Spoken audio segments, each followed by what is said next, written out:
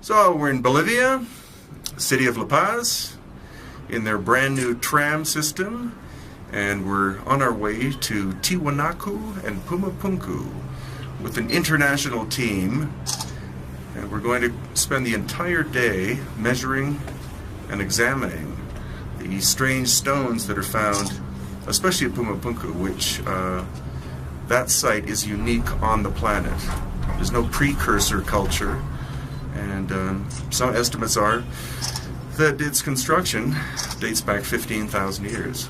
So we'll see.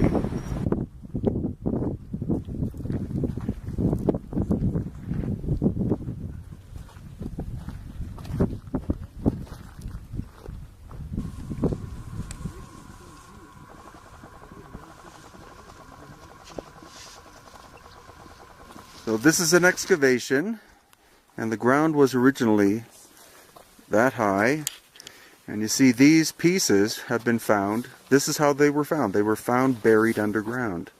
So some kind of devastating event happened here. And this is one of the big gates at TIWANAKU. However, since you're seeing gray stone, this is from the Pumapunku era. Could be 15,000 years old.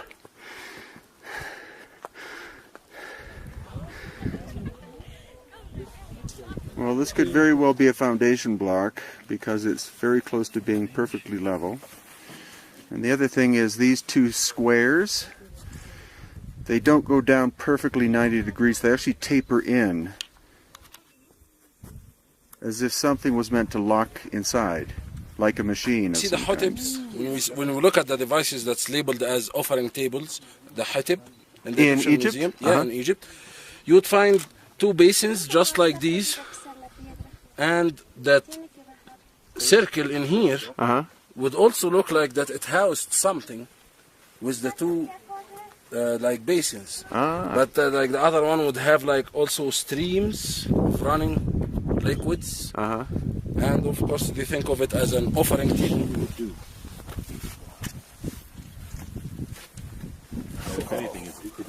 And look at the corner angles. Yes, Anthony?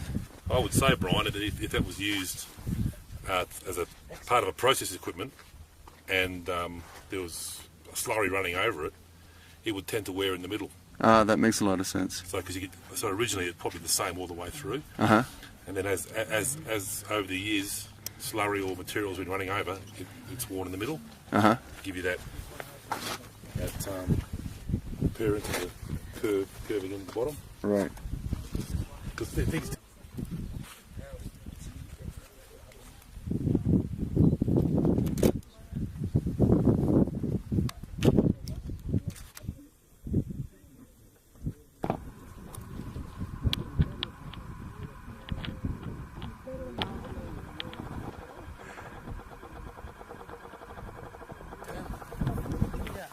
Not a flow.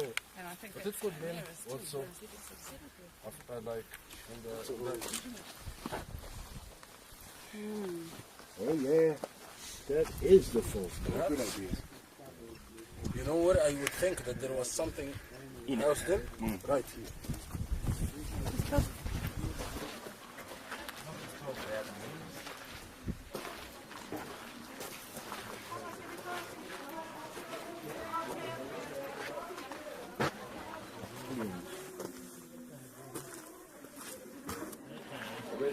So the curious thing are all of these heads.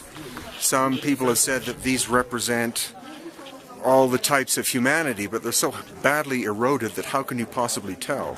The curious thing are the turbans that they seem to wear. Where would that tradition have come from? I don't know, but hopefully someday we'll find out.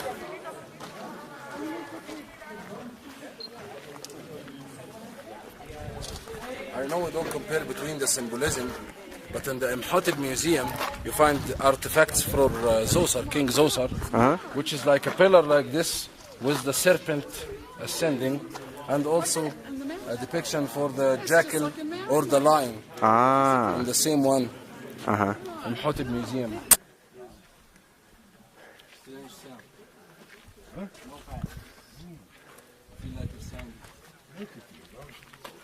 Here's water erosion coming down. Is it that rounded effect?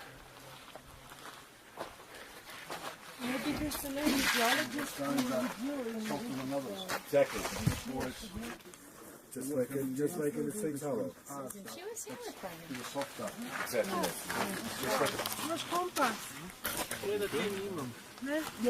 So what do you see, Anthony, in terms of alignment to the cardinal directions? Well, it seems to be dead parallel with the north-south.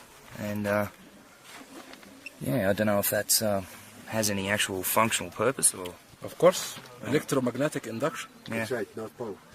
Or usually it would be like little.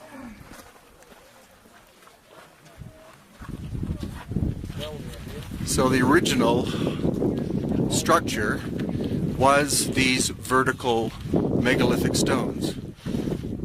And it was filled in the 1980s by archaeologists. The amount of weathering on these big vertical stones has to be more than the age of the TIWANAKU culture, which would be 1,000 to 2,000 years old.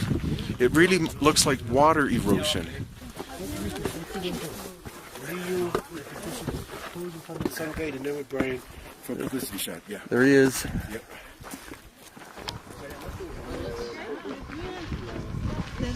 ¿Vas a empezar la explicación? Ya, es que lo voy a llamar.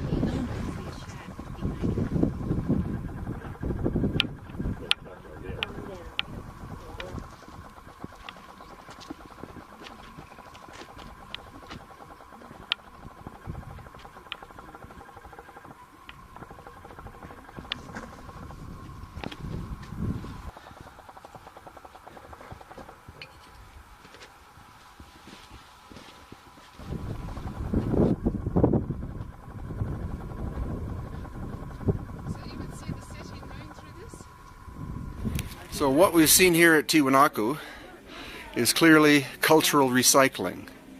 The TIWANAKU culture appeared here about 100 AD, disappeared about 900 AD. They were at best a Bronze Age culture. What we have seen is clear evidence of machining technology. And as hard as it is to believe, that machining technology occurred before the TIWANAKU culture. Some think that Pumapunku and TIWANAKU are different cultures, but in fact, or different sites, but in fact they're the same site. We see evidence of machining technology both in Pumapunku and TIWANAKU, the same level of technology, so therefore both sites were one site, possibly 12,000 plus years ago, if you believe the idea that there was a global cataclysm about 12,000 years ago caused by either plasma ejection from the sun, energy ejection from the center of the galactic, of our galaxy, or some other phenomenon, possibly a comet.